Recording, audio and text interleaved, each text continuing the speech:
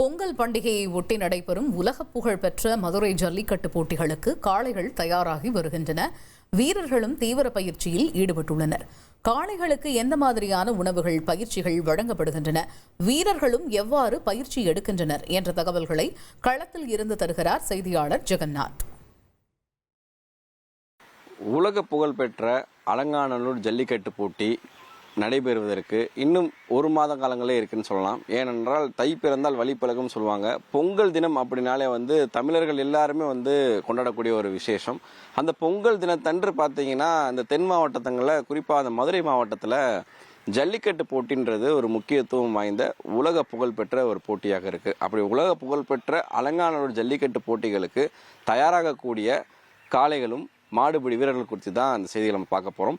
குறிப்பாக ஒரு களத்தில் போய் ஒரு ஜல்லிக்கட்டு காளை விளையாடுவதற்கு முன்பு அந்த வருடம் ஃபுல்லாக எவ்வளவு நாட்கள் அந்த காளைகளுக்கு பயிற்சி கொடுக்குறாங்கன்றது பார்த்தீங்கன்னா கேட்கறதுக்கு ரொம்ப வியப்பாக இருக்கும். அதே நேரத்தில் இந்த மாடுபிடி வீரர்களும் இந்த களத்தில் இறங்கி இந்த காளைகளை அடக்குவதற்கு அவங்க எடுக்கக்கூடிய பயிற்சிகளும் பார்க்கும்போது, இரத்த காயங்களுடன் இந்த பயிற்சிகள் எடுக்கிறதெல்லாம் பார்க்கும்போது உண்மையிலேயே ஒரு வீரமான விளையாட்டாக தான் நமக்கும் பார்க்கும்போது தோன்றும்.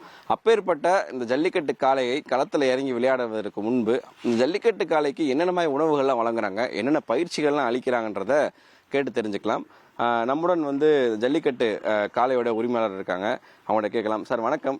பொதுவாக ஒரு ஜல்லிக்கட்டு காளை களத்தில் இறங்கி விளையாடுவதற்கு முன்பாக நீங்கள் அந்த காளைக்கு பயிற்சி அளிப்பதோட சரி என்னென்ன மாதிரி உணவுகள் வழங்குறீங்க? பொதுவாக நான் மாடை தயார் பண்ணுறதே ஒரு தனி கலை. நாங்கள் உணவு மாடுக்கு ரொம்ப மற்ற சாதாரண மாடுகளுக்கு மாதிரி கொடுக்கறதில்ல. இதுக்கு ஸ்பெஷலான உணவு நம்ம கொடுக்குறோம். கம்பு, சோளம், மக்காச்சோளம், பருத்தி விதை, இந்த மாதிரி ஒரு 16 வகையான தீவனங்களை அரைச்சி அதோட தவிடு இதை கலந்து நாங்கள் டெய்லி மாட்டுக்கு 3 வேளை வச்சு சோள நாற்று இந்த மாதிரி இதெல்லாம் போட்டு நாங்கள் இது கொடுத்துக்கிட்டு இருக்கோம். ஒரு ஜல்லிக்கட்டு களத்தில் இறங்கி காளை விளையாடுவதற்கு எத்தனை நாட்கள், குறிப்பாக இப்போ அலங்காநல்லூர் ஜல்லிக்கட்டில் உங்கள் காளை இழக்கிறோம்னா எத்தனை நாட்கள் நீங்கள் பயிற்சி அளிப்பீங்க? பொதுவாக நாங்கள் எப்பயுமே டெய்லி நடைப்பயிற்சின்றது டெய்லியுமே இருக்கும். நைட்டு நம்ம பையங்க இருக்காங்க, பிடிச்சிட்டு ஒரு 3 கிலோமீட்டர் 4 கிலோமீட்டர் மாடை நட பிடிச்சிட்டு வருவாங்க.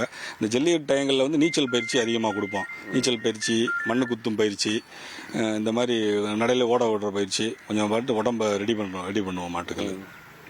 சார் நீங்கள் சொல்லுங்கள், பொதுவாக இந்த காளையுடன் இந்த உறவுன்றது ரொம்ப முக்கியமான விஷயமா ஒரு வளர்க்கக்கூடிய உரிமையாளர் பார்ப்போம். நீங்கள் அதை எப்படி பார்க்குறீங்க? ஒரு ஜல்லிக்கட்டு காளை குறிப்பாக தென் மாவட்டங்களில் வளர்க்கக்கூடியது எப்படி, அதுக்கு என்னென்ன மாதிரியான பாரம்பரியமான விஷயங்கள்லாம் பண்ணுறீங்க? தன்னுடைய பிள்ளையை எப்படி ஓட்டப்பந்தயத்துக்கு எந்த அளவுக்கு ஓட்டப்பந்தயத்துக்கு ரெடி பண்ணுறோமோ அது மாதிரி ஒரு ஜல்லிக்கட்டுடைய காளைகளை தன்னுடைய பிள்ளையை எப்படி ரெடி பண்ணுறோமோ அது மாதிரி தன்னுடைய பிள்ளைகள் போல காளைகளை ரெடி பண்ணுறோம். ஏன்னா ஒரு மாடை வளர்க்குறோம், இதை ஒரு மண்ணை ஊரையும் வேறையும் இந்த மண்ணில் பதிக்கிறோம்னா தினந்தோறுமான போராட்டங்களாக எங்களுடைய இது இருக்குது.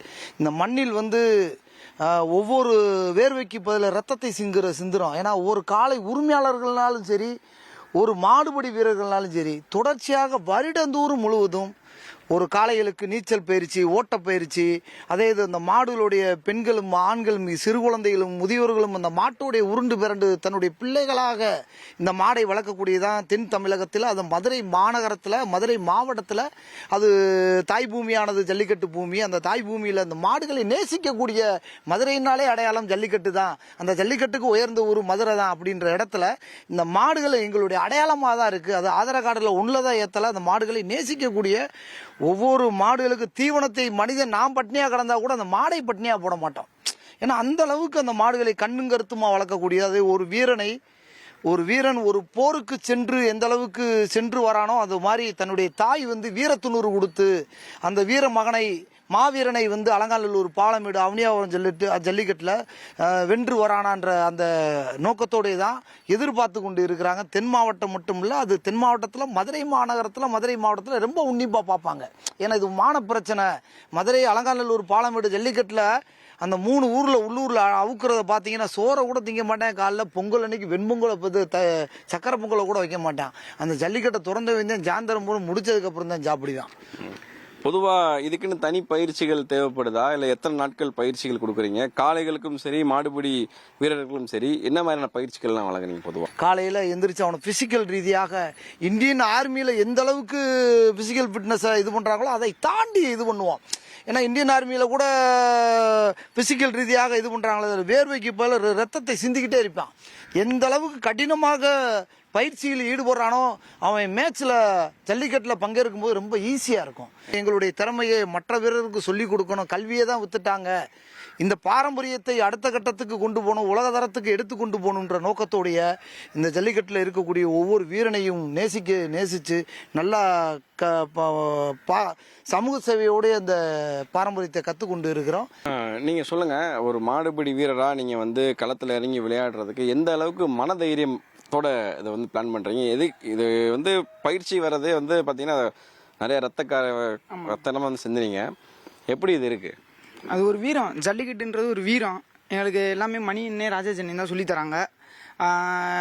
பயம் இருக்கக்கூடாது, ஜல்லிக்கட்டை பொறுத்த வரைக்கும் பயம் இருக்கக்கூடாது. பல்லாயிரக்கணக்கான வீரர்களை மணி என்ன ராஜாஜன் உருவாக்கியிருக்காங்க. அதில் நான் ஒரு வீரன். சிறந்த மாடை மட்டும்தான் தேர்ந்தெடுத்து நாங்கள் பிடிப்போம். நல்ல நல்ல மாடாக பிடிச்சிக்கிருக்கோம். என்ன மாதிரியான பயிற்சிகளை நீங்கள் எடுக்கிறீங்க? காலையில் ரன்னிங் போகிறது, ஒர்க் அவுட்டு, விரதம் இருக்கிறது, ஜிம்முக்கு போகிறோம். எல்லா பேரும் ரெடி ஆகியிருக்கோம். நல்ல உடற்பயிற்சி எல்லாமே ரெடி ஆகிக்கிறோம் சார். ஒரு மாதத்திற்கு இந்த காளைகளுக்கு எவ்வளோ செலவு பண்ணுவீங்க பொதுவாக? ஒரு நாளைக்கு எப்படி 200 செலவாயிரும். ஸோ சாப்பாடு இந்த ஜல்லிக்கட்டுக்குன்னு சிறப்பாக பயிற்சி கொடுக்கும்போது அதற்கு எவ்வளோ செலவு பண்ணுறீங்க? பொதுவாக அந்த காளை வென்று வருவதற்கு பயிற்சி கொடுக்குறீங்க, அதுக்கு எவ்வளோ செலவு பண்ணுறீங்க? அது இப்போ செலவுன்னா நம்ம கணக்கே பண்ண முடியாதுங்க.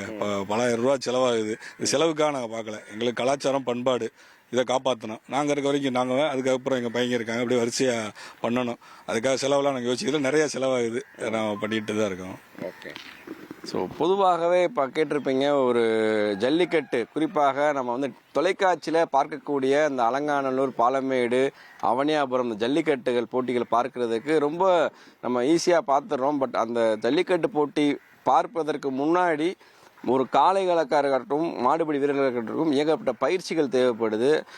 இது உண்மையிலே சொல்லப்போனால் வந்து உயிரையும் பணயம் வைத்து விளையாடக்கூடிய ஒரு வீர விளையாட்டாக தான் அதை பார்க்குறாங்க. இந்த வீரர்கள்ட்ட பேசும்போது, உங்களுடைய பயிற்சி எடுக்கும்போது பார்க்கும்போதே நமக்கு பார்த்தீங்கன்னா பயிற்சி எடுத்துகிட்டு இருக்கும்போதே வந்து பலருக்கு இங்கே ரத்த காயங்கள் ஏற்படக்கூடிய காட்சிகள்லாம் பார்க்க முடிஞ்சது. பார்ப்பதற்கே வந்து நமக்கே பதட்டமாக இருந்தது. இப்பேற்பட்ட வீர விளையாட்டு வருகின்ற பொங்கல் அன்று இந்த வீர விளையாட்டை நம்ம எல்லாருமே நம்ம தொலைக்காட்சியில் பார்ப்போம். ஆனால் அதற்கு முன்னாடி இந்த வீரர்கள் எல்லாத்துக்கும் ஒரு வாழ்த்துக்கள் தெரியப்படுத்திடலாம் என்பது குறிப்பிடத்தக்கது. ஜல்லிக்கட்டு காளைகளுக்கு எப்படி பயிற்சி அளிக்கப்படுகிறது, வீரர்களும் எந்த மாதிரி தயாராகுகின்றனர் என்பது குறித்து களத்தில் இருந்து எமது செய்தியாளர் ஜெகநாத் அளித்த விளக்கத்தை பார்த்தோம்.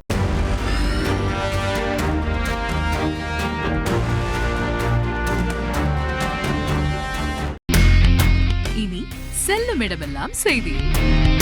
தந்தி டிவியின் வாட்ஸ்அப் சேனலை ஃபாலோ பண்ணினா செல்ல இருக்கும் இடமெல்லாம் செய்தி.